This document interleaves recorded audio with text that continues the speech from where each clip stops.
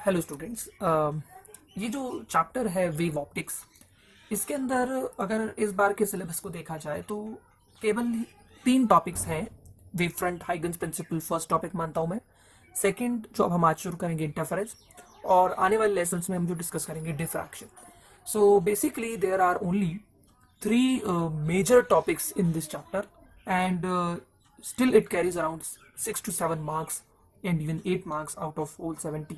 It means 10% weightage. But the major topics are only 3, that is Huygens principle, wavefront, and today we are going to start interference and diffraction.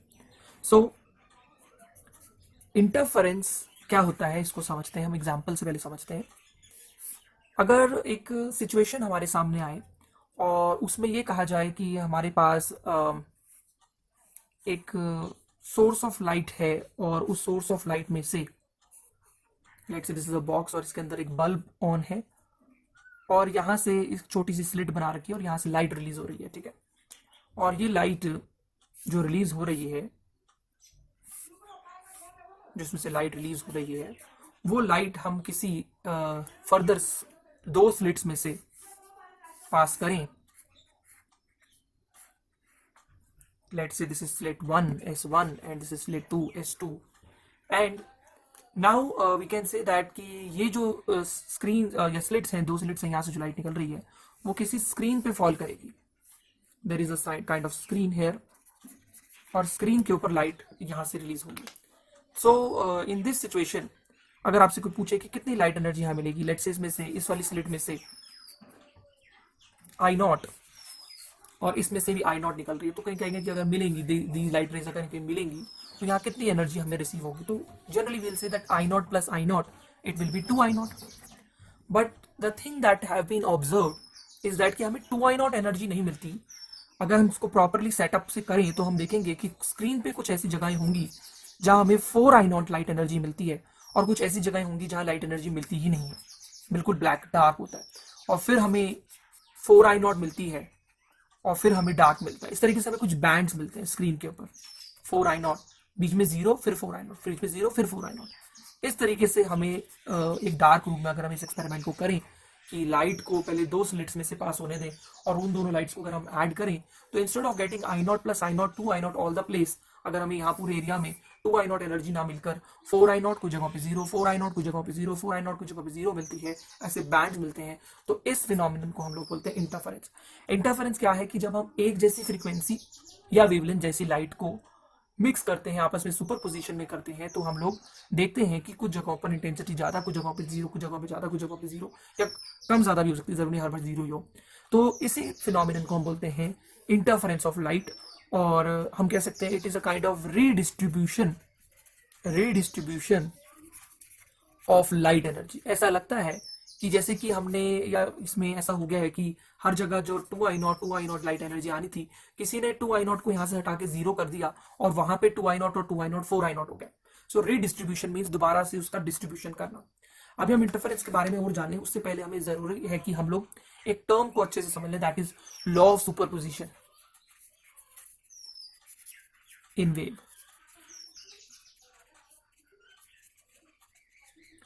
Law of superposition कहता है, ये आपने पिछले साल wave chapter में भी पढ़ा हुआ है, इसमें हम इसलिए हम उसको थोड़ा सा रिवाइज ही कर रहे हैं, कि अगर एक ही मीडियम में, अब जैसे हमारे पास एक रोप है, रोप एक मीडियम है जिसमें डिस्टर्बेंस हम भेज सकते हैं। ये मान लो हमारे पास y2 डिस्प्लेसमेंट लेके जा रहा है, अगर रस्सी में डिस्टर्बेंस ना हो, ये पल्स ना बने, तो ये पार्टिकल नीचे होता है, लेकिन ये पार्टिकल ऊपर उठा हुआ है y1 y2 और ये y1, और ये दोनों आपस में मिक्स हो रहे हैं, मतलब ये डिस्टर्बेंस ऊपर, ये वाले डिस्टर्बेंस ऊपर है और ये दोनों आपस में किसी जगह पे मिक्स हो रहे हैं। तो जो नेट डिस्प्लेसमेंट होगी वो कितनी होगी, y1 प्लस y2। अब अगर ऐसे मान लो ये डिस्टर्बेंस नीचे है, इसलिए मैं इसको माइनस y1 कह रहा हूँ, और ये वाली डिस्टर्बेंस भी नीचे है, माइनस y2 है, ये दोनों एक साथ जा रहे हैं, तो यहाँ पे क्या होगा, जब ये मिक्स होंगे एक जगह पे तो ये आएगा minus y1, minus y2 minus common ले सकते हो, तो नेट डिस्टर्बेंस होगी माइनस y1 प्लस y2। तो ये हम क्या कहेंगे कि ये दोनों आपस में ऐड हो जाती है, तो यानी जो रिजल्टेंट वेव बनती है, अगर ये वाला वेव अकेला यहाँ पर आता तो वो उस पार्टिकल को अपनी जगह से y1 खिसका देता, और दूसरा डिस्प्लेसमेंट आएगी, दूसरी पल्स आएगी, दूसरी डिस्टर्बेंस आएगी, तो वो उसको अपनी पोजीशन से y2, अपनी मीन पोजीशन से y2 डिस्टर्ब कर देती। लेकिन हो क्या रहा है यहाँ पे, आप ये देख रहे हो कि ये y1 डिस्टर्ब कर रही है y2, और जब दोनों एक साथ मिल रही हैं, ये दोनों मिक्स हो जाती हैं, तो यहाँ पे y1 प्लस y2 यानी कि नेट डिस्प्लेसमेंट जो होगी उन दोनों का सम होगी। अब अगर ऐसे ही एक क्रेस्ट आ रहा है यहाँ पे, ये यहाँ पे पड़े हुए पार्टिकल को y1 डिस्प्लेस करेगा, और यहाँ से एक और ट्रफ आ रहा है इस तरफ, और वो उसको y2 डिस्टर्ब करेगा, माइनस y2। तो रिजल्टेंट होगा वो कितना होगा, it will be like this, y1 ये प्लस का है, y2 माइनस का है, तो y1 माइनस y2। तो लॉ ऑफ सुपरपोजिशन कहता है कि इफ टू और more waves superpose with one another travelling in the same medium, अगर सेम मीडियम में ट्रैवल करने वाली दो या दो से ज्यादा वेव्स एक जगह पर आकर सुपरइम्पोज करके एक नई रिजल्टिंग वेव बनाती हैं, तो जो रिजल्टिंग वेव की डिस्टर्बेंस होगी वो इंडिविजुअल वेव्स की वेक्टर सम की इक्वल होगी। तो अगर यहाँ पे तो दो ही पल्सेस दिखा रहे हैं, अगर एक से ज्यादा हो, दो से ज्यादा भी हो, तो y1 plus y2 plus y3, और डायरेक्शंस का ध्यान रखते हुए, ये नहीं कि अगर ये अभी आए तो हमने फिर प्लस कर दिया, अगर एक ऊपर है एक नीचे है तो हमने उसको माइनस किया, इसकी डिस्टर्बेंस नीचे इसके ऊपर है, तो हम क्या कहेंगे, यहाँ पे आपको वेक्टर सम या डायरेक्शंस का ध्यान में रखते हुए ही ऐड करना है। So law of superposition states that if two or more waves traveling in the same medium superimpose with each other to form a resulting wave, then the disturbance in the resulting wave will be equal to the vector sum of individual disturbances due to individual waves। अलग अलग waves जो अपने साथ disturbance लेकर आ रही हैं या फिर उसको आप एम्पलीट्यूड लेकर आ रही हैं, अगर आप उन सबको वेक्टर सम करोगे तब आपको रिजल्टेंट वेव का डिस्टर्बेंस या एम्पलीट्यूड मिल जाएगा, डिस्प्लेसमेंट मिल जाएगी। ठीक है, okay. Now let us once again come back to interference. Interference मैंने बताया था, हमने ये सोचा कि लाइट एनर्जी अगर दो जगहों से निकल कर आ रही है तो दोनों में ऐड होकर 2i0 हो जाएगी, लेकिन हम क्या देख रहे हैं कि कुछ जगहों पर इट इज 4i0 और कुछ जगहों पे 0, कई जगहों पे 4i0, जबकि हमने सारी जगह 2i0 सोचा था। तो रीडिस्ट्रीब्यूशन, जो मेन वर्ड है redistribution of light energy, is called as interference. अब हम इंटरफेरेंस को थोड़ा डिटेल में डिस्कस करेंगे।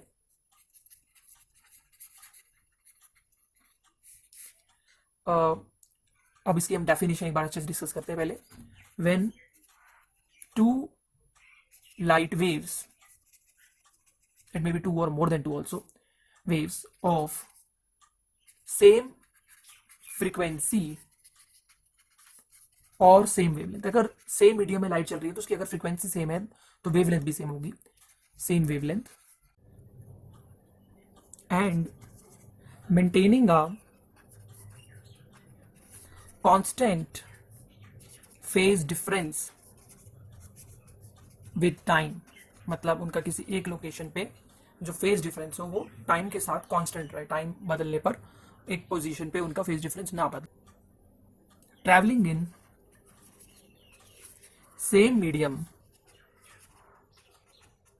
जब दो लाइट वेव सेम फ्रीक्वेंसी या सेम वेवलेंथ की टाइम के साथ कांस्टेंट फेज डिफरेंस बनाते हुए एक मीडियम में ही चल रही थी और वो आपस में क्या हो जाए, सुपर इम्पोज हो जाए, super impose with one another, then at some positions या some locations the crest of one wave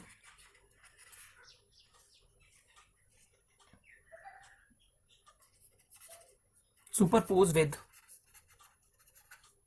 crest of another wave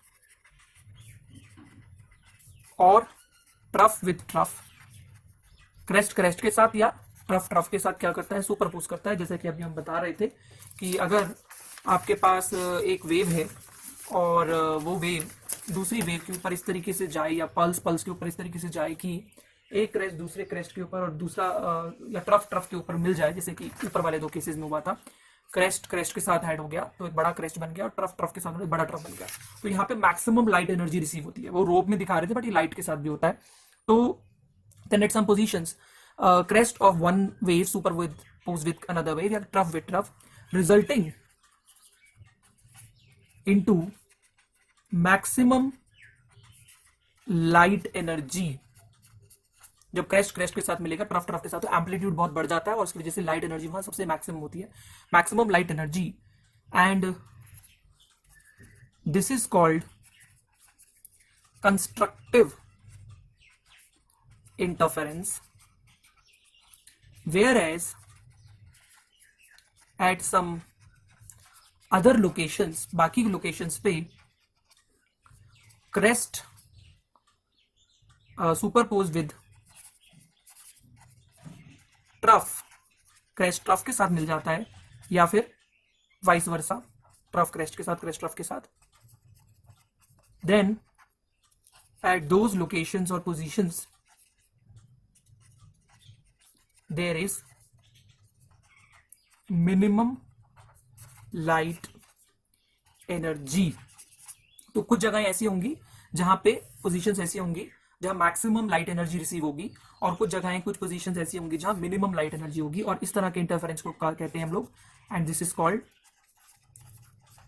destructive. Destroy हो रहा है एनर्जी, लाइट एनर्जी, ऐसा लग रहा है डिस्ट्रॉय कर रहे हैं, ऐसा लग रहा है कि क्रेस्ट प्लस का था वो माइनस का था, तो जब एक दूसरे में सुपरपोज हुए, वो मान लो उसका एम्पलीट्यूड 5 था, उसका -3 था, तो 2 ही रह गया।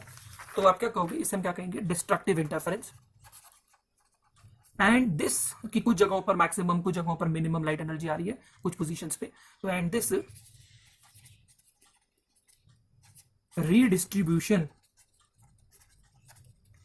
Of light energy is called interference. तो आपको लग रहा होगा ये बहुत बड़ी डेफिनेशन है, लेकिन जब भी आप चाहें तो उसको इतना बड़ा ना लिख के लास्ट में रीडिस्ट्रीब्यूशन ऑफ, जो मेन बात है, रीडिस्ट्रीब्यूशन होना मतलब दोबारा से डिस्ट्रीब्यूट होना, कहीं पर ज्यादा हो जाना, कहीं पर एनर्जी कम हो जाना, कुछ कुछ पोजीशंस पे अल्टरनेटली, तो इसको हम इंटरफेरेंस कहते हैं। लेकिन इसके अंदर मैंने सारा कुछ बता दिया एक पैराग्राफ में, कि जब दो लाइट वेव्स सेम फ्रीक्वेंसी की या सेम वेवलेंथ की टाइम के साथ कांस्टेंट फेज डिफरेंस बनाते हुए एक ही मीडियम में जब ट्रैवल करती हैं, तो आपस में मिक्स होती हैं, और मिक्स होने से ऐसा होता है कि कई बार एक वेव का क्रेस्ट दूसरे वेव के क्रेस्ट के साथ या ट्रफ के साथ मिक्स होता है, सुपरपोज होता है, और जो रिजल्टिंग वेव आती है उसके अंदर मैक्सिमम लाइट एनर्जी रिसीव होती है, और इसको हम क्या कहते हैं, ये भी एक इंटरफेरेंस का पार्ट हो गया, कंस्ट्रक्टिव इंटरफेरेंस। लेकिन कुछ जगह ऐसे भी होंगी, कुछ लोकेशंस ऐसे भी होंगे, कुछ पोजीशंस ऐसे भी होंगे जहां पे क्रेस्ट ट्रफ के साथ या ट्रफ क्रेस्ट के साथ मिलते हैं, तो वहां पे वो कैंसिल होते हैं, तो वहां पे हमें मिनिमम लाइट एनर्जी मिलती है, और इसको हम क्या बोलते हैं, डिस्ट्रक्टिव इंटरफेरेंस बोलते हैं। और इस पूरी तरीके से जहां कुछ जगहों पे कंस्ट्रक्टिव, कुछ जगहों पे डिस्ट्रक्टिव, कई जगहों पे मैक्सिमम लाइट एनर्जी और कई जगहों पे मिनिमम लाइट एनर्जी का मिलना क्या कहलाता है, बेसिकली इंटरफेरेंस कहलाता है। अब इंटरफेरेंस को तो हमने समझ लिया, लेकिन एक बार इसको हम डायग्रामेटिकली समझने की कोशिश करते हैं कि ये बेसिकली होता क्या है। अभी मैंने आपको एक सिचुएशन दिखाई थी जिसके अंदर एक लाइट एनर्जी थी, मेन सोर्स थी, वहां से आगे हमने 2 स्लिट्स रख दी।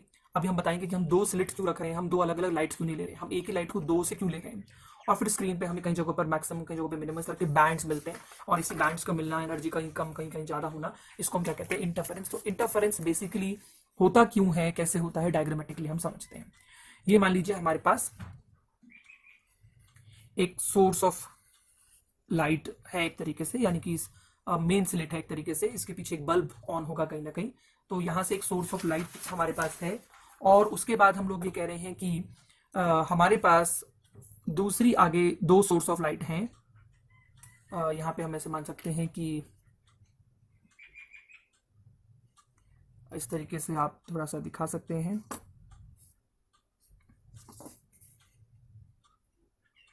these are just some kind of calculations। ये S1 और S2 ये 2 स्लिट्स है रास्ते में, जैसे ये 2 स्लिट्स थी ना, ये डबल स्लिट प्लेन कहलाता है। ये मेन सोर्स, इसके अंदर एक बल्ब होगा कहीं ना कहीं, उस बल्ब के आगे एक स्लिट रखी हुई है, और फिर स्लिट के आगे 2 स्लिट्स और रखी हुई, डबल स्लिट प्लेन कहते हैं इसको, और यहाँ से लाइट एनर्जी निकलेंगी। अब हमें पता है कि ये अगर पॉइंट सोर्स है तो फिर ये एक्ट करेंगी, यहाँ से आप कह सकते हैं कि स्फेरिकल वेव फ्रंट, और अगर ये सिलिंड्रिकल या फिर अगर ये लीनियर सोर्स है, स्ट्रेट है, तो इसमें से सिलिंड्रिकल वेव फ्रंट निकलेंगे। सिलेंडर का अगर आप ऊपर से क्रॉस सेक्शन देखेंगे तो सर्कुलर ही दिखेगा, और स्फीयर का भी सर्कुलर दिखेगा। तो बेसिकली अगर आप इसको सेंटर मानते हुए यहाँ से एक आर्क लगाएंगे, या इसके हाफ जितनी भी आर्क लगाएंगे समझने के लिए, you can do it by manually or you can do also do with help of some compass। so इस तरीके से यहाँ पे ये S1 स्लिट है और ये S2 स्लिट है, ये वेव फ्रंट है। आप देख सकते हो यहाँ पे जो मैं ये वाला दिखा रहा हूँ बेसिकली ये क्रेस्ट को शो कर रहा है, जैसे आपको पता है ना क्रेस्ट ट्रफ, तो जो क्रेस्ट वाले वेव फ्रंट है उनको मैं सॉलिड से दिखा रहा हूँ, और जो ट्रफ वाले उनको मैं डॉटेड से। तो पहले क्रेस्ट बन रहा है, तो मान लीजिए अब ट्रफ बनेगा, these are trough, you can make it with the help of a compass। now trough यहाँ पे आप देख सकते हो ट्रफ के साथ जुड़ रहा है, और यहाँ क्रेस्ट ट्रफ के साथ जुड़ रहा है, रेडियस बढ़ाते जाए। अब आप सॉलिड लाइन दिखा सकते हैं, फिर से क्रेस्ट बनेगा, आई एम डूइंग समवॉट रफली। नाउ अगेन इसको इतना बड़ा करने की जरूरत नहीं, बस यहाँ से आप सोचिए कि ये जो सोर्सेज ऑफ लाइट हैं, यहाँ से एक लाइट निकल रही है, वो एक स्लिट से निकल रही है, फिर वो 2 स्लिट से निकल रही हैं, और then like this, and you can make it large number of spheres, you can draw it. Now here you can see that trough के साथ मिल रहा है, क्रेस्ट के साथ मिल रहा है, ट्रफ के साथ मिल रहा है, क्रेस्ट. तो यहाँ पे जब क्रेस्ट के साथ मिलेगा या ट्रफ के साथ मिलेगा तो एक बड़ा क्रेस्ट बनेगा, एक ज्यादा एम्पलीट्यूड आएगा, और यहाँ पे एक बड़ा ट्रफ बनेगा. तो यानी कि अगर सामने यहाँ पे हम स्क्रीन मान लें, तो स्क्रीन पे इस पॉइंट पर बिल्कुल सामने, यानी कि S1 और S2 के परपेंडिकुलर बाइसेक्टर पे पड़ा हुआ है S सोर्स का स्लिट, मेन स्लिट, वहां से जो लाइट निकलेगी यहाँ पर हम क्या कहेंगे, हमें मैक्सिमम लाइट एनर्जी मिल रही होगी, क्योंकि क्रेस्ट के साथ, ट्रफ के साथ जुड़ा है, तो यहाँ पे हमें मिल रहा होगा मैक्सिमम. लेकिन यहाँ देखिए क्या हो रहा है, क्रेस्ट ट्रफ के साथ, डॉटेड वाला डार्क के साथ, डार्क वाला डॉट के साथ, ऐसे करके, तो यहाँ हमें क्या मिलेगा, मिनिमम. यहाँ मैक्सिमम, यहाँ मिनिमम. फिर क्या हो रहा है कि क्रेस्ट के साथ मिल रहा है, ट्रफ के साथ मिल रहा है, तो वहां पे हमें क्या मिलेगा, मैक्सिमम. उसके बाद अगर आप इस तरफ देखेंगे, क्रेस्ट ट्रफ के साथ, ट्रफ क्रेस्ट के साथ, क्रेस्ट ट्रफ के साथ, ऐसे करके, तो यहाँ मिलेगा हमें मिनिमम. फिर क्रेस्ट के साथ, ट्रफ के साथ मिल रहा है, तो जहाँ पे क्रेस्ट के साथ, ट्रफ के साथ मिलेगा तो बड़ा क्रेस्ट, बड़ा ट्रफ बनेगा, और जहाँ क्रेस्ट ट्रफ के साथ मिलेगा तो वहाँ कैंसिल हो जाएगा, बहुत कम लाइट एनर्जी मिलेगी. तो यहाँ पे हमारा क्रेस्ट के साथ, ट्रफ के साथ है मैक्सिमम. तो आई थिंक आपको समझ में आ रहा होगा, this is because of the wave nature. हम लोग यही कह रहे थे कि अगर यहाँ से आई नॉट एनर्जी निकल रही है और यहाँ से आई नॉट लाइट निकल रही है, तो 2 खिड़कियों में से, 2 स्लिट्स में से अगर लाइट निकल रही है, तो दोनों ऐड होकर 2 आई नॉट देनी चाहिए थी, बट हो कुछ हो रहा है, कहीं 4 आई नॉट तो कहीं 0, कहीं 4 आई नॉट तो कहीं 0. तो ऐसा लग रहा है कि जैसे 2 आई नॉट हटा के कई जगहों पर हमने 2 आई नॉट पे 2 आई नॉट डाल दिया, तो 4 आई नॉट होगा और वहां पे 0 रहेगी एनर्जी, वहां से एनर्जी गायब हो गई. तो ऐसा ही कुछ यहाँ पे देखने को मिल रहा है इस डायग्राम की मदद से, that why this is happening, that at some locations there is maximum light energy, like here and here, and at some other location there is minimum light energy, there is some minimum light energy. कई जगहों पर maximum और कई जगहों पर minimum light energy मिल रही है, और ये हो रहा है वेव नेचर की वजह से. अगर लाइट में वेव नेचर है तभी तो ऐसा हो रहा है ना कि क्रेस्ट ट्रफ जहां मिल रहे हैं वहां तो बड़ा क्रेस्ट, बड़ा ट्रफ, ज्यादा बड़ा एम्पलीट्यूड मिल रहा है, और यहाँ पे मिनिमम वाली जगह पे आपको एनर्जी बहुत ही कम या लगभग 0 मिल रही है. तो होता ये है कि अगर आप एक स्क्रीन ले लें, मान लीजिए आपके पास यहाँ पे एक स्क्रीन है, या पहले सबसे पहले आप ऐसे सोचे कि there is a box like this, और उस बॉक्स के अंदर सोर्स ऑफ लाइट जल रही है, कोई ना कोई, उसके अंदर कोई लाइट है, बल्ब है कोई, and it is glowing like this, और इसके अंदर हमने बस एक स्लिट छोड़ रखी है इस तरीके से, या इस तरीके से स्लिट मान लेते हैं. तो वो जो स्लिट है वो इल्यूमिनेट करेगी उसके आगे जो डबल स्लिट प्लेन है. यहाँ पे आप एक डबल स्लिट प्लेन इमेजिन कर सकते हैं. This is first slit and this is below it second slit. In 2 slits के बीच का जो गैप होता है वो बहुत ही स्मॉल होता है. आप कह सकते हैं एक बाल की मोटाई या उससे थोड़ा सा ज्यादा होता होगा. तो ये जो सेपरेशन है, स्लिट S1, ये स्लिट S2, ये सोर्स स्लिट कहलाएगी S, और इसके पीछे सोर्स है वो बॉक्स में है. तो इसमें से जो लाइट एनर्जी निकल रही है वो light energy in double slit plane को इल्यूमिनेट करती है, मतलब डबल स्लिट प्लेन इससे चमकने लगता है.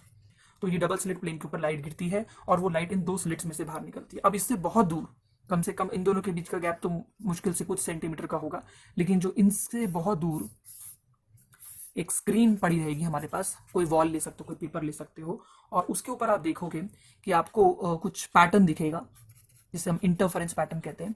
कई जगहों पर आपको ज़्यादा लाइट एनर्जी मिलेगी, कई जगहों पर आपको बिल्कुल डार्क मिलेगा, और फिर आपको कई जगहों पर, जैसे अगर आप ये डार्क रूम में कर रहे हो तो आपको बिल्कुल डार्क मिलेगा, वहाँ पे बिल्कुल लाइट एनर्जी नहीं मिलेगी, और फिर आपको कई जगहों पर ब्राइट लाइट मिलेगी, और फिर आपको यहाँ पे कहीं डार्क मिलेगा. तो इस तरह का आपको कोई पैटर्न दिखने वाला है.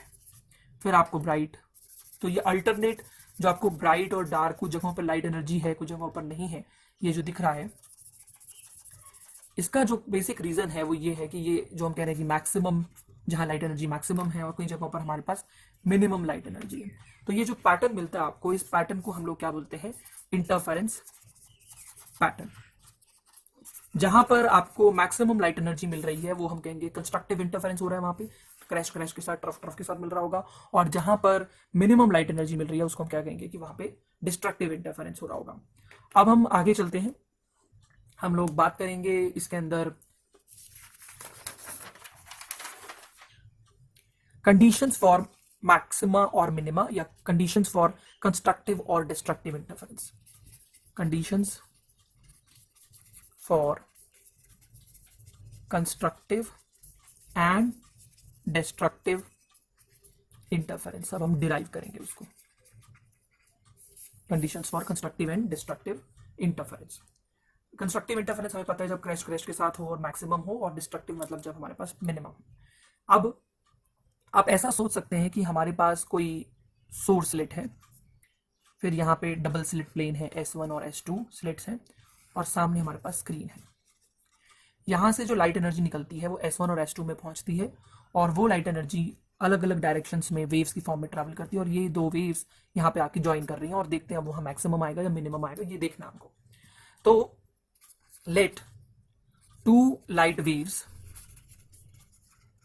जिनकी इस पॉइंट पर पहुंचते हुए डिस्प्लेसमेंट या यू कैन से वेक्टर जो होगा, उसका जो डिस्प्लेसमेंट वेक्टर होगा वो कितना होगा, y1 is equal to a sine omega t. इसका एम्पलीट्यूड a है, इसका एम्पलीट्यूड जैसे वेव का एम्पलीट्यूड होता है ना, तो उसका एम्पलीट्यूड a है। और जो दूसरी वाली पहुंच रही है उसका एम्पलीट्यूड हम मान लेते हैं, यहाँ से जो पहुंच रही है उसका एम्पलीट्यूड कितना है, b है, जो मिक्स हो रही है इस जगह पे, ओमेगा टी प्लस 5। अब देखिए वहाँ ओमेगा है तो यहाँ पे भी ओमेगा, मैंने ओमेगा अलग नहीं रखी क्योंकि हमारी इंटरफेरेंस की कंडीशन थी जो आपने डेफिनेशन देखी थी, that they have same frequency और सेम वेवलेंथ। इनकी फ्रीक्वेंसी क्या होगी, सेम होगी। अगर फ्रीक्वेंसी सेम होगी तो एंगुलर फ्रीक्वेंसी भी सेम होगी। तो ये जो होती हैं डिस्प्लेसमेंट की या कोई भी वेक्टर की जो किसी ना किसी चेंजिंग वेरिएबल होता है किसी ना किसी वेव के साथ एसोसिएटेड, इसको साइन की फॉर्म में लिखा जा सकता है। ये आपने 11th में वेव्स में पढ़ा था, आपको याद होना चाहिए कि अगर दो या किसी भी वेव को हमें दिखाना हो, उसके अंदर होने वाली हलचल को दिखाना हो, तो हम साइन या कोसाइन से दिखा सकते हैं। अब ये दोनों आपस में सुपरपोजिशन करके एक बड़ी रिजल्टेंट वेव, बड़ी वेव या छोटी वेव, जैसी भी वेव बनाएंगे, तो एक वेव बना रहे हैं। तो according to law of superposition of waves, अभी हमने पढ़ा था कि अगर दो वेव्स ऐसे जुड़ेंगी तो उनका जो रिजल्टेंट होगा वो उन दोनों का सम होगा। वेक्टर सम कह लो, लेकिन ये साइन के फॉर्म में तो आप सिंपली प्लस कर सकते हो। सो y1 की जगह आपने रख दिया a साइन ओमेगा टी, और y2 की जगह रख दिया आपने b sine omega T plus 5। फिर बता दें a और b इन वेव्स के एम्पलीट्यूड्स हैं, omega t time varying function है, इसका टाइम के ऊपर डिपेंड करता है साइन, और प्लस 5 में जो ये 5 है इन दोनों में अगर कोई पूछे कि फेज डिफरेंस कितना है, इसका फेज है ओमेगा टी प्लस 5, उसका फेज कितना ओमेगा टी, तो इनमें फेज डिफरेंस कितना है, जो ये दो वेव्स मिल रही हैं स्क्रीन पे 5 का, 5 इज द फेज डिफरेंस। अब ये बहुत काम की चीज आने वाली है क्योंकि फेज डिफरेंस से पता चलता है कि कंस्ट्रक्टिव या डिस्ट्रक्टिव इंटरफेरेंस से कौन सा होगा। तो y इज इक्वल टू ये आ गया, उसको थोड़ा सा सॉल्व करेंगे। y1 पहली वेव का है, y2 दूसरी वेव का डिस्टर्बेंस है, तो y जो है दोनों को मिलाकर जो नई वेव बनेगी उसका डिस्टर्बेंस है किसी पोजीशन पर। अब we all know that b sine omega T plus 5 में साइन a प्लस b का फॉर्मूला आपने पढ़ा हुआ है 11th में। क्या होता है साइन a प्लस b का formula, sine a cos b plus cos a sine b। तो अगर आप साइन ओमेगा टी प्लस 5 को खोलेंगे तो it will be sine omega T cos 5 plus cos omega T sine 5। तो ये जो आपने पढ़ा हुआ है, ये मैं थोड़ा इधर से कर देता हूँ कि sine a plus b is equal to sine A cos b plus cos a sine b. तो ये हमारे लिए ए है, ये हमारे लिए बी है, तो साइन ए cos B sine omega T cos 5 plus cos omega T sine 5। अब आप क्या कर सकते हैं, इसमें साइन ओमेगा टी कॉमन आ रहा है, तो we can write A plus B cos 5 and sine omega T हमने बाहर रख लिया, और plus B sine 5 cos omega T तो है ही हमारे पास। तो हमने थोड़ा सा ये किया कि A sine omega T plus B sine omega T cos 5, B इसके साथ भी मल्टीप्लाई में जाएगा, तो हमने क्या किया इसमें से ए प्लस बी कॉस 5 तो अंदर रह गया और अंदर केवल साइन ओमेगा टी रह गया। नाउ अगर आप ध्यान से देखें कि जो आपकी ये दो वेव्स थी वो कितनी सिंपल और कॉम्पैक्ट इक्वेशंस हैं। y is equal to a sine omega t, मतलब a is the amplitude and sine omega t is the variable part, यानी जो चेंज होने वाला पार्ट है। लेकिन अगर आप इसको देखें तो it is quite you can say complex equation, जिसको हम थोड़ा सिंपल बनाने की कोशिश करेंगे। तो अभी के लिए हम क्या करेंगे बेसिकली इसमें, that we will put instead of this we can do it here, यहाँ कर लेते हैं हम लोग इसको। ये जो दो वेव्स स्क्रीन पर पहुंच रही हैं दो स्लिट से, अगर हम इनका जो एक्सप्रेशन है इसके अंदर पुट कर दें अपनी तरफ से, a प्लस बी कॉस 5 को r कॉस एल्फा और b साइन 5 को अगर हम अपनी तरफ से पुट कर दें r sine alpha. Let's say this is equation number 1 and this is equation number 2 and this is 3। तो सेकंड और थर्ड इक्वेशन से जो हमारे पास a प्लस बी कॉस 5 और b साइन 5 आ रहे हैं, r cos alpha sine alpha अपनी तरफ से पुट कर रहे हैं, अगर हम उसको यहाँ पुट कर दें using second and third in first, तो y कितना आएगा, it will be r cos alpha into sin omega t, और r b sin phi को हमने क्या लिख दिया, r sin alpha, you can see cos omega t। अब इसमें से क्या कॉमन आ रहा है, r कॉमन आ रहा है, और अंदर आ जाएगा sin omega t cos alpha plus cos omega t sin alpha। अब again if you see very carefully कि ये सारा कुछ जो टर्म है sin omega t cos alpha plus cos omega t sin alpha, ये बेसिकली कैसे लिखा जा सकता है, y इज इक्वल टू, इस सारे को हम लिख सकते हैं sin omega t plus alpha और इंटू r। तो आप देख सकते हो कि ये इक्वेशन भी उतनी ही सिंपल है जैसे कि आपकी ये दो वेव्स की इक्वेशन थी, सम एम्पलीट्यूड फैक्टर मल्टीप्लाई में साइन द वेरिंग फैक्टर। तो यहाँ पे भी अब r एम्पलीट्यूड की तरह आ रहा है और sign omega T plus alpha इसमें टाइम वेरिंग फंक्शन है। तो r क्या है, एक्चुअली में हम ये कह सकते हैं कि जो हमारे पास ये इक्वेशन आ रही है जिसमें y जो है वो है, you can say it is representing the resulting wave, the displacement in resulting wave, और r जो है वो क्या दिखा रहा है, amplitude, the maximum displacement of resulting wave. तो मैक्सिमम आएगा या मिनिमम आएगा, कंस्ट्रक्टिव इंटरफेरेंस होगा या डिस्ट्रक्टिव इंटरफेरेंस होगा, वो किन बातों पर डिपेंड करता है। इन दो वेव्स को मिलाकर जो रिजल्टिंग वेव बनेगी वो कंस्ट्रक्टिव इंटरफेरेंस से जुड़ेगी या डिस्ट्रक्टिव से, वो डिपेंड करेगा कि आर कितना है, एम्पलीट्यूड कितना है, क्योंकि इंटेंसिटी ऑफ लाइट जो होती है वो एम्पलीट्यूड के स्क्वायर के प्रोपोर्शनल होती है। तो अगर एम्पलीट्यूड ज्यादा तो इंटेंसिटी भी ज्यादा वहां पे, तो आर को हमें कैलकुलेट करना पड़ेगा। तो आर को कैलकुलेट करने के लिए हम लोग सेकंड और थर्ड इक्वेशन की स्क्वायरिंग एंड एडिंग करेंगे, तो हमारे लिए आर का एक्सप्रेशन डिराइव होगा। So squaring and adding second and third. अब हम r के लिए एक्सप्रेशन डिराइव करना चाह रहे थे, तो उसके लिए हम क्या करेंगे, सेकंड और थर्ड इक्वेशन की स्क्वायरिंग एंड एडिंग करेंगे। So we will get a plus b cos phi whole square plus b sin phi square is equal to, if you do r square cos square alpha plus r square sin square alpha. So here what we can do is that it will become a square plus b square cos square phi plus 2ab cos phi, a square plus b square plus 2ab, सबको पता है formula. तो हमने इसका square किया, इसका square किया plus 2 into a into b cos phi plus b square sine square phi, इसमें से हमने r स्क्वायर कॉमन ले लिया और अंदर आ जाएगा cos square alpha plus sine square alpha, all we know that is 1। और यहाँ पे भी अगर आप b स्क्वायर और b square cos square phi plus b square sine square phi में से b स्क्वायर कॉमन ले लें तो that will be again 1। So finally r square कितना आ जाएगा, ये 1 हो जाएगा, b square into 1 that will be b square, a square plus b square plus 2ab cos phi। So this is the value for r square। So हमने एक तरीके से इससे क्या कर लिया, हमने r square की वैल्यू को कैलकुलेट कर लिया और इससे हम r भी निकाल सकते हैं, ठीक है। अब हमें ये देखना है कि कंस्ट्रक्टिव, हमारा जो मेन काम है कंस्ट्रक्टिव और डिस्ट्रक्टिव इंटरफेरेंस कब कब होंगे। तो कंस्ट्रक्टिव इंटरफेरेंस की कंडीशन निकालते हैं। Case 1 you can write here, case 1 constructive interference की condition. Constructive interference case 1 which we are discussing right now तब होगा जब आपके पास r मैक्सिमम होगा, क्योंकि इंटेंसिटी जो होती है वो r स्क्वायर के प्रोपोर्शनल होती है।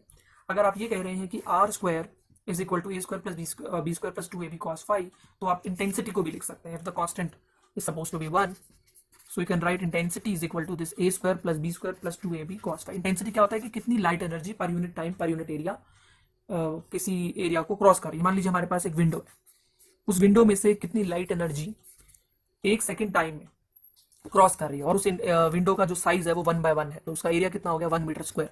तो 1 मीटर स्क्वायर एरिया में से कितनी लाइट एनर्जी 1 सेकंड हर सेकंड में क्रॉस करके जाती है, उसको हम उसकी इंटेंसिटी बोलते हैं। हिंदी बोलते हैं तीव्रता की, लाइट की एनर्जी कितनी तीव्र है, मतलब कितना उसमें से अमाउंट लाइट एनर्जी का पास हो रहा है। तो अगर हम ये समझें कि लाइट एनर्जी का अगर एम्पलीट्यूड, जो दो वेव्स को मिलाकर नई वेव बनती है, उसका जो एम्पलीट्यूड है, अगर ये दो वेव्स हैं जो मिलकर एक नई वेव बनती है, उस नई वेव का जो एम्पलीट्यूड है अगर वो कैपिटल आर है, तो उसका स्क्वायर अगर इतना ज्यादा होगा तो इतनी ज्यादा इंटेंसिटी भी मिलेगी आपको। तो if you want that constructive interference then I has to be maximum, I max, इसको मैक्सिमम होना पड़ेगा। अब ये वाली क्वांटिटी मैक्सिमम कब होगी, a स्क्वायर कांस्टेंट है, b स्क्वायर कांस्टेंट है, 2ab b कांस्टेंट है, मतलब यहाँ से आने वाली लाइट पर्टिकुलर सिचुएशन के लिए कांस्टेंट एम्पलीट्यूड के साथ आ रही है। अगर cos फाई मैक्सिमम हो जाए तो आपके पास इंटेंसिटी मैक्सिमम हो जाएगी। तो cos फाई की मैक्सिमम वैल्यू कब होती है? ये तब होगा +1 पे। तो आई अगर आई मैक्स करना है तो cos फाई +1 होना पड़ेगा। cos फाई +1 कब होता है? cos फाई +1 होता है इवन पाइस पे, जैसे कि 0 पाई, 2 पाई, 4 पाई, 6 पाई। तो अगर हम यहाँ पे 1 की जगह या +1 की जगह 2n पाई लिख दें, where n is some integer, तो आप क्या कहेंगे? फाई कितना आ जाएगा? 2n पाई। तो जब जब दो मिलने वाली वेव्स के बीच में 2n पाई का फेज डिफरेंस होगा, तब तब वहां पे कंस्ट्रक्टिव इंटरफेरेंस होगा। और ये तो चलो आपने फेज डिफरेंस के टर्म्स में निकाल लिया कि अगर फेज डिफरेंस इतना इतना होगा तो आपके पास मैक्सिमम आएगी इंटेंसिटी। आप इसको ये भी कह सकते हैं, अगर आप n0 रखेंगे तो यहाँ पे 0 आ जाएगा, 1 रखेंगे तो 2 पाई आ जाएगा, 2 रखेंगे तो 4 पाई आ जाएगा। तो यानी कि 0 पाई, 2 पाई, 4 पाई, 6 पाई, इन सभी पे आपको मैक्सिमम इंटेंसिटी मिलेगी। ठीक है, लेकिन अगर आप इस चीज को फेज डिफरेंस के टर्म्स में निकालना चाहते हैं, फेज डिफरेंस सॉरी, अगर आप इन सबको पाथ डिफरेंस के टर्म्स में निकालना चाहते हैं, तो path difference has a relation with phase difference. It is λ/2 pi into phase difference phi. अगर आप λ/2 पाई को फेज डिफरेंस से मल्टीप्लाई करेंगे तो दो वेव्स में फेज की जगह पाथ डिफरेंस आ जाएगा। आप देख सकते हो इनकी पाथ में भी डिफरेंस है। ये वाली वेव, ऊपर वाली जो वेव आ रही है, ये कम पाथ चल कर आ रही है, लेस रास्ता है इसका, इसको कम डिस्टेंस चलना है, इसको थोड़ा ज्यादा चलना है। अगर मान लो ये चल के आ रही है 5 मीटर, तो ये 5 मीटर प्लस 1 मिलीमीटर एक्स्ट्रा चल के आ रही है, तो यानी कि इसमें 1 mm का या 2 mm का या 2 सेंटीमीटर का कुछ फर्क होगा, तो वो पाथ डिफरेंस कहलाता है। तो पाथ डिफरेंस निकालने के लिए lambda is the wavelength of the light used upon 2 pi into phi करेंगे। तो फाई हमारा आया हुआ है मैक्सिमम के लिए 2n पाई। अगर हम मैक्सिमम इंटेंसिटी चाह रहे हैं, कंस्ट्रक्टिव इंटरफेरेंस कराना चाह रहे हैं, तो 2 पाई से 2 पाई कैंसिल हो जाएगा, that will B n lambda. It means जब पाथ डिफरेंस 0, अगर आप n की जगह 0 डाल दें, 1 जाएंगे तो लैम्डा आएगा, 2 डालेंगे तो 2 लैम्डा आएगा, 3 डालेंगे तो 3 लैम्डा आएगा। तो जब जब पाथ डिफरेंस इतना होगा और फेज डिफरेंस इतना होगा, तब आपके पास मैक्सिमम इंटेंसिटी आएगी। और वो कितनी होगी आप निकाल सकते हैं। अगर आप यहाँ cos फाई की जगह 1 डाल देंगे, अब मैं यहाँ आई मैक्स लिख रहा हूं, तो a² + b² + 2ab इंटू 1, तो it will be I max is equal to a + b whole square. इसका मतलब जो मैक्सिमम इंटेंसिटी होगी वो दोनों के एम्पलीट्यूड के सम के स्क्वायर के इक्वल होगी। This is case 1। Now case 2 for destructive interference. Destructive, जैसे कि नाम से पता चल रहा है, कंस्ट्रक्टिव मतलब कुछ कंस्ट्रक्ट हो रहा है, कुछ एक्स्ट्रा, मतलब कुछ आ रहा है, वहां पे एम्पलीट्यूड ज्यादा हो रहा है, और डिस्ट्रक्टिव मतलब डिस्ट्रॉय हो रहा है। तो जब इंटेंसिटी मिनिमम होगी, इंटेंसिटी ऑफ लाइट का फॉर्मूला क्या आया अभी हमारे पास? a² + b² + 2ab cos phi. जो r² आ रहा है वो इंटेंसिटी मान लेते हैं।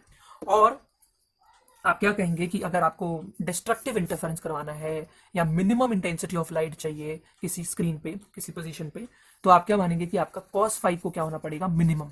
अगर आप आई को मिनिमम करना चाहते हैं तो आपका cos फाई मिनिमम होना चाहिए। तो cos फाई मिनिमम कब होगा? cos फाई की मिनिमम वैल्यू कितनी होती है? -1।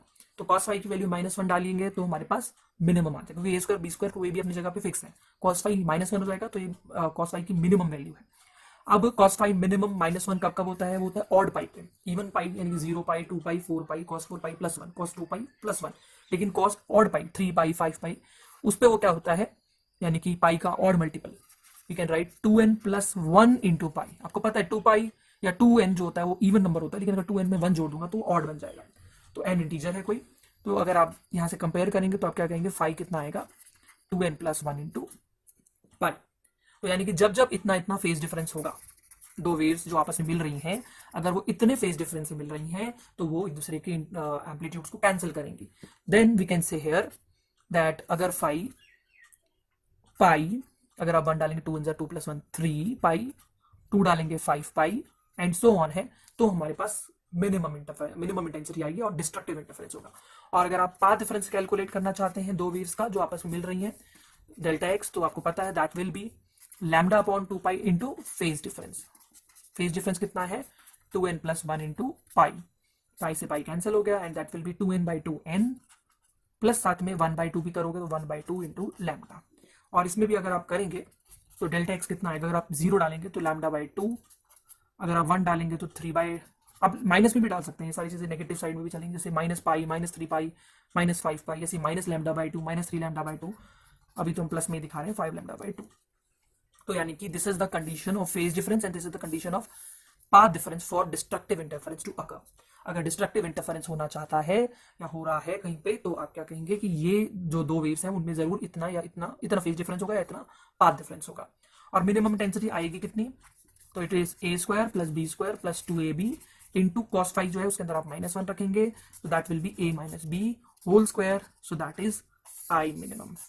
So I maximum is the sum of amplitude of both the waves and square, and I minimum दोनों के amplitude को माइनस किया and whole square कर दिया, तो आपके पास इस तरीके से मिनिमम इंटेंसिटी आ जाएगी। ठीक है, अभी हम एक तरीके से कंडीशंस डिराइव कर चुके हैं एट मैक्सिमम और मिनिमम की। अब हम स्पेशल केस करेंगे इसी के अंदर। स्पेशल केस क्या है कि अगर हम ये माने कि जो हमारे पास ये जो दो वेव्स यहाँ से स्लिट 1 और S2 से पहुंच रही हैं, इनका एम्पलीट्यूड बराबर है। अगर वैसे तो हम ये कह सकते हैं कि जो हमारे पास I आ रहा है वो आ रहा है a square plus b square, हमने अलग अलग मान रखा है 2ab cos फाई, और अभी हमने बताया that intensity is directly proportional to amplitude of the light का स्क्वायर। तो ठीक है कि इन दोनों वेव्स को मिलकर जो नई वेव बनती है उसका एम्पलीट्यूड r है, इसका एम्पलीट्यूड a है, इसका एम्पलीट्यूड b है। तो पहली वेव का एम्पलीट्यूड कितना है a, दूसरी जो वेव जा रही है यहाँ से वो है, उसका एम्पलीट्यूड कितना है b, और उन दोनों को मिलाकर जो वेव बनती है उसका जो एम्पलीट्यूड है वो कितना है r। तो हम ये कह सकते हैं कि ठीक है कि इंटेंसिटी r एम्पलीट्यूड स्क्वायर के डायरेक्टली प्रोपोर्शनल होगी, तो हमने I proportional to r square लिख दिया। लेकिन जो पहली वेव है जो ये आ रही है उसकी तो कुछ ना कुछ इंटेंसिटी होगी, उसको I1 कह देते हैं, उसको हम एम्पलीट्यूड a स्क्वायर के प्रोपोर्शनल कह देते हैं। और जो दूसरी वाली वेव है उसके एम्पलीट्यूड को हमने b कह रखा है, तो उसका स्क्वायर उसकी इंटेंसिटी I2 के प्रोपोर्शनल होगा। तो हम यहाँ से a स्क्वायर की जगह I1, b स्क्वायर की जगह I2, और अगर देखिए I1 की जगह a स्क्वायर की जगह I1 आ रहा है तो a की जगह क्या आएगा, root I1, 2 root I1, b की जगह रूट I2 cos फाई। तो हम ये सब कुछ अब इंटेंसिटी के टर्म्स में लिख रहे हैं, तो I is equal to I1 plus I2 plus 2 root I1 I2 cos phi intensity. अभी स्पेशल केस क्या है, स्पेशल केस ये है कि ये जो एम्पलीट्यूड है या जो इंटेंसिटी आ रही है, पहली लाइट I1 और दूसरी लाइट की इंटेंसिटी कितनी है I2, अगर ये दोनों बराबर हो जाए, if I1 is equal to I2, ये जो दोनों खिड़कियां इनकी मोटाई चौड़ाई उतनी है, विड्थ उतनी ही है कि ये आप क्या कह सकते हो कि same intensity of light release कर रही है, तो I1 I2 के बराबर है, लेट से कितनी है I0। तो अगर हम ये पुट कर दें इसके अंदर फॉर्मूले में ऊपर में, तो क्या आएगा, I is equal to I0 plus I0 2 root of I0 into cos phi, that will be 2I0, root I0 square होगा, लेकिन रूट होगा तो कैंसिल हो जाएगा, cos phi. And finally we can say कि 2I0 हमारे पास कॉमन आ गया, अंदर आ गया 1 plus cos phi equal to I। Okay, so 1 plus cos phi का फॉर्मूला आपको पता होना चाहिए, cos 2a कितना होता है, cos 2 के 2-3 फॉर्मूलेज हैं, उनमें से एक फॉर्मूला क्या है 2 cos स्क्वायर a माइनस 1, तो वहां से 1 प्लस cos 2a कितना आएगा 2 cos स्क्वायर a, यानी कि जो भी यहाँ एंगल होगा उसका आधा हो जाएगा। तो अगर 1 plus cos 2a 2 cos square a है, तो 1 plus cos phi 2 cos square जो फाई है उसका आधा हो जाएगा 5/2, 2a का a हो गया तो फाई का आधा 5/2 into 2I0 equal to I, so that will be 2 to the 4 I0 cos square 5/2। So this is the formula for the resultant intensity। ये वाला फॉर्मूला कब लगता है, जब दोनों की इंटेंसिटी अलग अलग हो, I1 I2 दोनों के एम्पलीट्यूड अलग अलग हो। लेकिन ये वाला जो लास्ट में फॉर्मूला है वो कब है, वो एनसीईआरटी बुक में इसके ऊपर न्यूमेरिकल्स भी हैं जो ये मानकर चले जाते हैं कि दोनों की इंटेंसिटी क्या है, इक्वल है। तो दोनों की इंटेंसिटी अगर इक्वल है तो फॉर्मूला है I equal to 4I0 cos square 5/2। अब एक क्वेश्चन कई बार एग्जाम में पूछा जाता है कि आप इंटरफेरेंस पैटर्न में जो इंटेंसिटी ऑफ लाइट है I और फेज डिफरेंस फाई या पाथ डिफरेंस डेल्टा एक्स के कॉरेस्पॉन्डिंग ग्राफ बनाइए। तो आपको पता है कि जो फेज डिफरेंस है आपके पास वो अभी हमने डिस्कस भी किया था, 0, पाई, 2 पाई, 3 पाई, 4 पाई, इस तरीके से हो सकता है।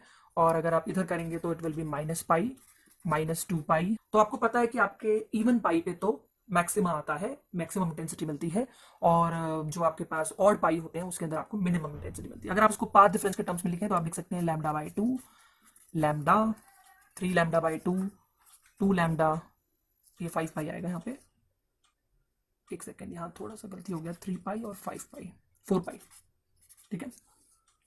और ऐसे ही आप थोड़ा सा कर लेंगे इसको, 4 pi, 5 pi, so on. So what we can see, यहाँ पे आप इसको -λ/2, माइनस लैम्डा, -3 λ/2, -2 लैम्डा, -2.5 लैम्डा या 5/2 लैम्डा, इस तरीके से दिखा सकते हैं। तो ये मैंने आपको ऊपर जो लाइन दिखा रखी है पाई, 2 पाई, 3 पाई, 5 पाई, उस तरफ माइनस में माइनस पाई, -2 पाई, -3 पाई, -4 पाई है वो, -5 पाई, और हम क्या कहेंगे कि जो हमारे पास फॉर्मूला आया था वो ये था, अगर इंटेंसिटी सेम हो तो मैक्सिमम के लिए हम पहले भी पढ़ चुके हैं कि मैक्सिमम तब आता है जब फाई क्या हो, ये हो 0, 2 पाई, 4 पाई, सो ऑन। तो आप मैक्सिमम निकाल के देखिए कितना आएगा। यहाँ 4i0 भी था, 4i0 कॉस स्क्वायर। आप 2 पाई एग्जाम्पल के लिए डाल के देख लीजिए, 2 pi by 2 that will B pi. Cos pi अब -1 होता है लेकिन स्क्वायर लगा हुआ है तो वो प्लस हो जाएगा, तो 4i0। तो आप किसी पे भी निकाल के देख लीजिए, 0 पे निकाल लीजिए, 2 पाई पे निकाल लीजिए, 4 पाई पे, तो आप देखेंगे कि जो आपकी इंटेंसिटी है वो 4i0 आ रही है। 0 पे 4i0, 2 पाई पे 4i0, 4 पाई पे 4i0, तो इस तरीके से आपकी इंटेंसिटी 4i0 आ रही है। अगर ऐसे -2 पाई पे करेंगे तो माइनस पे भी तभी 4i0 आएगी, 4i0 इस तरीके से। लेकिन अगर आप मिनिमम वाली कंडीशन याद रखें, वो तब था जब फाई क्या था, ऑड पाई, जैसे कि पाई, 3 पाई, 5 पाई, ऑड नंबर मल्टीप्लाई में पाई। तो अगर आप कोई भी ऑड नंबर डालेंगे इसमें, 4i0 कॉस स्क्वायर, मान लो 3 डाल देते हैं, 3 पाई बाई 2, तो दैट विल बी 0। या पाई डाल के देख लीजिए, कॉस पाई बाई 2 कितना होता है, 0 होता है। तो यानी कि जब यहाँ पे देखेंगे पाई पे तो 0, फिर 0, 5 पाई पे 0, माइनस पाई पे 0, और -3 पाई पे 0, -5। और हमारा जो ग्राफ है वो फाई के साथ जो आप देख रहे हो रिलेशन है वो कॉस स्क्वायर पे है। तो जो ग्राफ आएगा वो कुछ कॉस की शेप का ही होगा लेकिन स्क्वायर करके। 4i0, फिर इंटेंसिटी 0 हो गई, फिर 2 पाई पे मैक्सिमम हो गई, -2 पाई मैक्सिमम हो गई, फिर 3 पाई पे 0 हो गई, फिर ऐसे हो गई मैक्सिमम, फिर वो 0 हो गई। तो अगर आप इन सबको ज्वाइन करेंगे so the graph will look like this, like a range of mountain, but actually this is different thing. तो this graph tells us that कि at some situations, at some angle, special angle, जैसे कि 0, 2 pi, 4 पाई, जब इतना पे phase difference है, या lambda by 2, sorry 0, lambda, 2 lambda, इस तरीके से, तो मैक्सिमम इंटेंसिटी आती है और कुछ जगहों पर मिनिमम आती है। तो ऐसे ही स्क्रीन पे है, आप समझ सकते हैं कि अगर मान लो हमारे पास ये 2 डबल स्लेट प्लेन है, यहाँ पे हमारे पास स्क्रीन है, ये एक हम ऐसे सोचें कि मान लो ये वेव पहुंच रही है वहाँ पे, तो ये आप कितनी वेवलेंथ यहाँ पे कवर हो गई, ऐसे देखें 1, 2, 3, 4, 5, 6, 7, यानी कि ये 7 लैम्डा चलकर आ रही है। और यहाँ पे भी इस तरह की कोई वेव दिखा देते हैं, ये कितना चलकर आ रही है, 1, 2, 3, 4, 5, 6, 7, मतलब कुछ भी ऐसे करके आप सोचिए कि ये मान लो चलकर आ रही है 7.5 लैम्डा।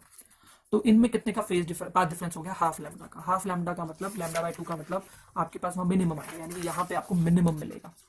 तो यानी कि हम पहले से ही बता सकते हैं कि ये जो 2 वेव्स हैं, ये चल के आ रही है 7 लैम्डा और ये चल के आ रही है 7.5 लैम्डा।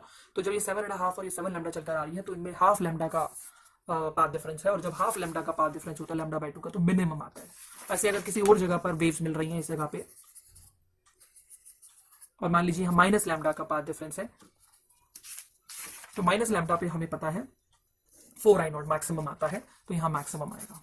ठीक है, तो यहाँ मैक्सिमम मतलब हम पहले से ही बता सकते हैं कि स्क्रीन पे पाथ डिफरेंस अगर हमें पता हो या फेज डिफरेंस पता हो कि वहाँ पे मैक्सिमम आएगा या मिनिमम, तो हमें कंडीशंस याद रहनी चाहिए।